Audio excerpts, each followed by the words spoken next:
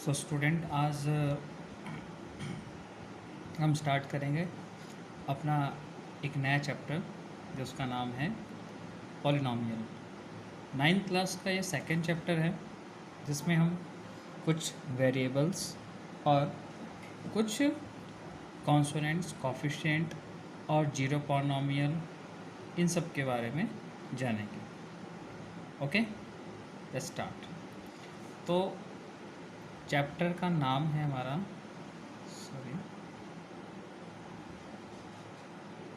Chapter number 2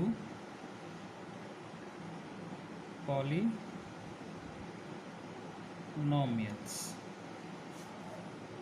okay students, तो आप सभी ने कुछ अलजेब्रा यानी अलजेब्रिक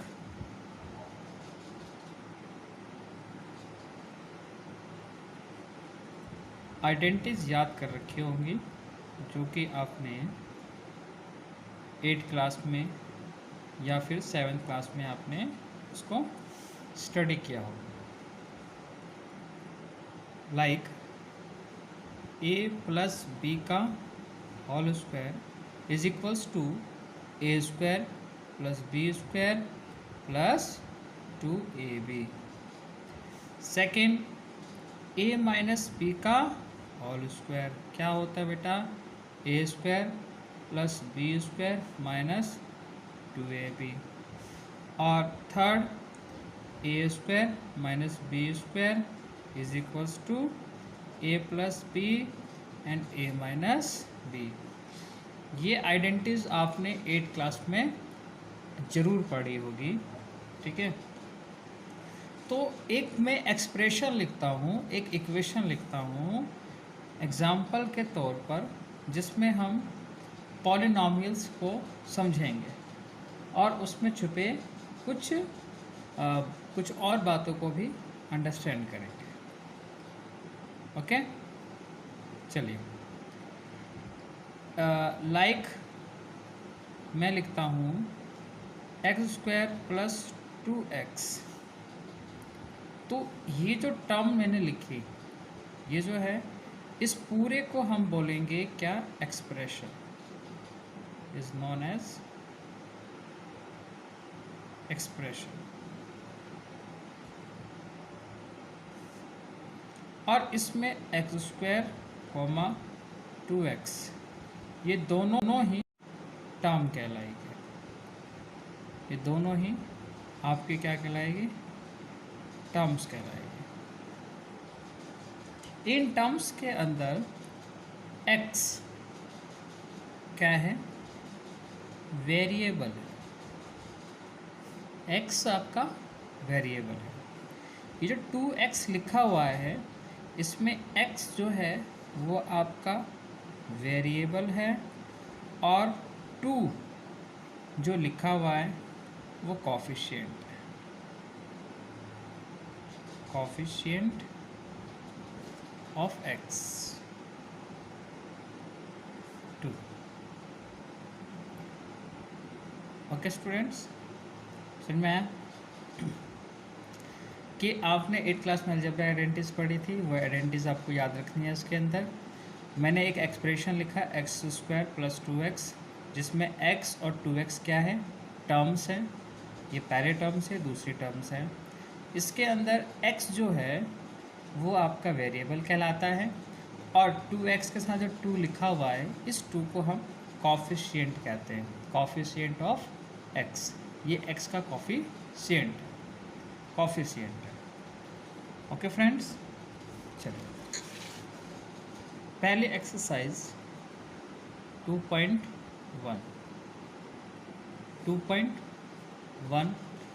एनसीईआरटी बुक से बहुत ही इजी एक्सरसाइज है। ये बहुत ही इजी एक्सरसाइज है। 2.1 हमारा पहला क्वेश्चन है, क्वेश्चन नंबर फर्स्ट। मैं क्वेश्चन नहीं लिखूँगा, ठीक है। मैं रीड करूँगा क्वेश्चन। मैं क्वेश्चन रीड कर देता हूँ। Which of the following expression are polynomial in one variable and which are not? State reason for your answer. आप अपने आंसर देते वक्त उस रीज़न को लिखेंगे कि ये वन वेरिएबल क्यों नहीं है या क्यों है। तो फर्स्ट क्वेश्चन का first part 4x² minus 3x plus 7। तो बेटा जैसा मैंने आप सबको अभी बताया कि 4x² माइनस 3x, मैंने ये क्वेश्चन है मैंने नोट डाउन किया। तो अभी पीछे मैंने बताया था कि x या हम इंग्लिश अल्फ़ाबेट्स के जो लेटर्स होते हैं ABCD XYZ, इनको हम वेरिएबल कहते हैं। क्वेश्चन में पूछा है कि आपको बताना है, यानी आपको कुछ क्वेश्चंस दिए हुए हैं कि फर्स्ट पार्ट सेकंड पार्ट, इसे सेकंड पार्ट भी मैं लिख देता हूँ यहाँ पर, y² प्लस √2, थर्ड पार्ट भी लिख देता हूँ 3t प्लस t√2। आप सबको दिख रहा होगा। अब ये 3 क्वेश्चन मैंने 3 पार्ट लिखे हैं। अगर मैं इसकी इस एक्सप्रेशन की बात करूँ तो इसमें वेरिएबल जो है वो सिंगल है, वो है x। तो ये तो वन वेरिएबल है। बट इसकी बात करूं, इसमें y की पावर 2 आ गया। वेरिएबल तो है, सिंगल वेरिएबल है, बिल्कुल सिंगल वेरिएबल ये है। तो ये भी हमारा, इसके अंदर वेरिएबल क्या होगा, y। तो y वेरिएबल है और इसके साथ हम आराम से इजीली हम इसको सॉल्व कर सकते हैं। तो इसको हम क्या लिखेंगे, यस। बट ये नहीं हो सकता, क्यों? रीज़न बिहाइंड कि इसके अंदर √2 के साथ जो वैल्यू है वो कभी भी एग्जिस्ट नहीं करेगी, और इसलिए नो। बिकॉज इसमें वेरिएबल 1 तो है, बट ये रूट के साथ मल्टीप्लाई है, तो रूट के साथ कभी भी ये एग्जिस्ट नहीं कर सकते। ओके फ्रेंड्स, इसी तरह आगे y प्लस 2/y, ये आपका डी पार्ट है। इसके अंदर जो वेरिएबल है वो कभी भी डिनोमिनेटर यानी फ्रैक्शन फॉर्म में नहीं हो सकता। ई पार्ट, ये ऑलरेडी आप इसमें देख रहे हैं, x भी है, y भी है और t भी है। तो x y z यानी वेरिएबल्स जो है इसके अंदर बहुत सारे हैं, x भी है, y भी है। दैट्स वाई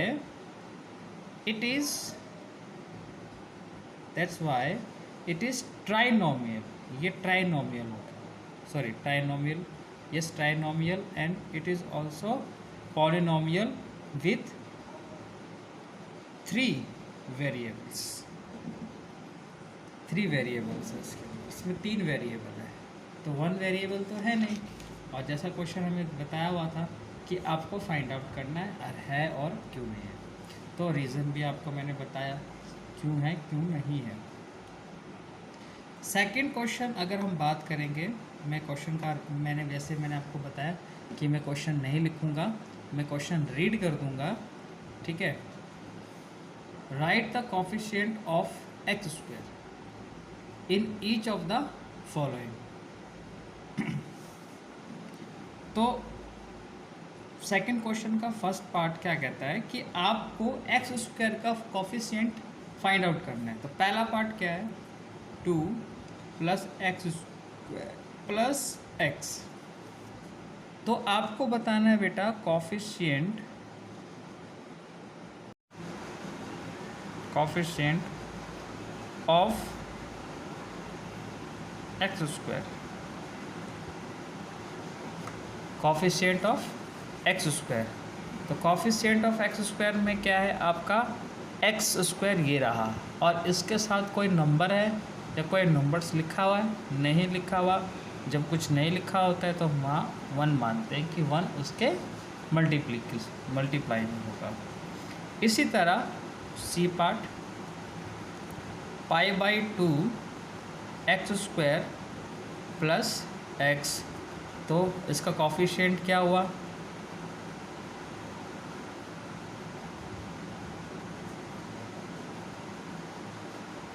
π/2 दिख रहा होगा सबको, π/2। इसी तरह डी पार्ट